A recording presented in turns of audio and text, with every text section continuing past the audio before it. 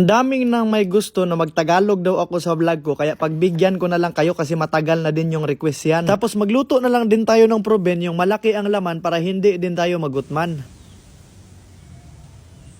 Rada diha badi, Tagalog muna tayo ngayon ha. Kapag kumakain ako sa labas, lagi kong iniisip kung paano nila ginagawa yung proben. Kaya nagawa na lang ako para hindi din ako mabitin. Nagkuha lang ako ng lalagyan tapos nilabas ko na siya sa silupin. Kasi kung hindi mo ito siya gagawin, wala ka talagang makain na proben. Lagyan lang natin ng tubig kasi kailangan na malinis siya. Kasi kung hindi mo din to linisin, sa CR ka mag-umaga. First step pa lang to, kaya dapat makinig ka ng maigi. Kasi kung ayaw mong makinig, ipadikit kita sa haligi. Pagkatapos mong itapon yung tubig, magkuha ka na lang din ng tadtaran. Tapos hiwain mo na lang din ang gitna kasi ang daming laway-laway niyan. Sa paglinis ng proben, dapat mataas yung pasensya mo. Kasi ang dumi niyan sa loob, baka magkasakit yung tiyan mo. Kiskisin mo lang yung laway niya, tsaka yung mga color yellow. Kasi kung hindi mo yan tanggalin, baka hindi ka makapasok sa trabaho. Ewan ko na lang sa paglinis-linis ko ng proben, nag-iba yung paningin ko sa mundo. Pero hindi man talaga ako ganyan na tao. Ang hirap talagang magawa ng proben, dapat magpasalamat tayo sa mga nagbebenta nito sa labas. Tapos lagyan mo na lang din yan ng asin sa pangalawa natin na panghugas. Madami ka talagang magamit na tubig sa paglinis dito. Yung iba kasi isang patak lang ng tubig,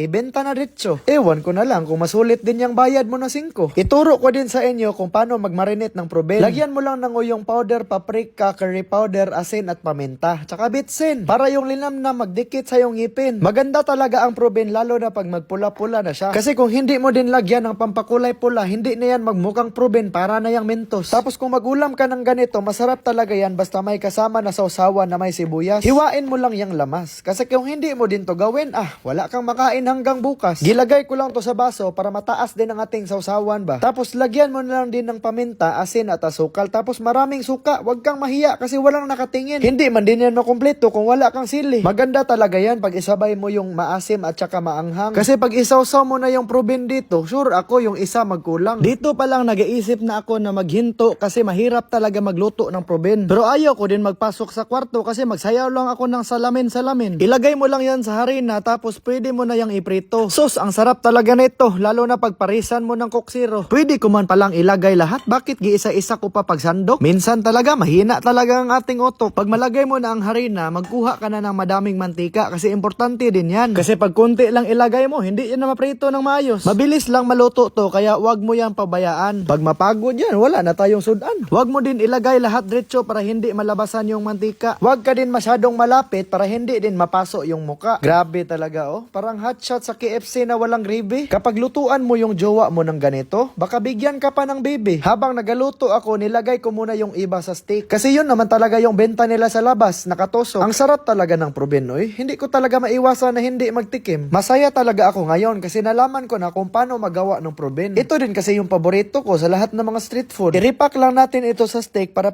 na din tayong kumakain sa labas. Maganda talaga pag sa bahay ka nagluluto nito, wala kang kalaban sa sausawan. Kasi pag sa labas, yung iba kasi ikadalawa magsawsaw, may laway pang maiwan. Yung iba din, 5 piraso yung kinuha. Tapos 10 piso lang yung ibayad. Kakapal talaga ng muka. Pero masaya talaga ako kasi masarap yung suka. Kahit araw-araw ako magkain nito, hindi talaga ako magsawa. Pero mas makumpleto pa talaga yan kapag may kanin ka na nakalagay sa lalagyan ng ice water. Pag isama mo yung dalawa, makasigaw ka talaga ng power. Masarap talaga ang maanghang na suka, lalo na kapag maraming sibuyas. Pero kapag nasubrahan ka din ito, surbol na yung almoranas. Wala akong masabi sa nakain ko, masarap talaga siya. Kaya kung gusto mong kumain ng ganito, magluto kang mag-isa. Nagputi na yung lips ko, nawala na yung pula. Nagdalawang isip nga ako kung magtawag ba ako ng ambulansya. Kaya dapat minsan ka lang din na magkain ng ganito. Kasi baka matuwa yung St. Peter kung araw-arawin mo. Mataas pa ba yung pangarap, pero wala pa rin akong masabi. Ang sarap.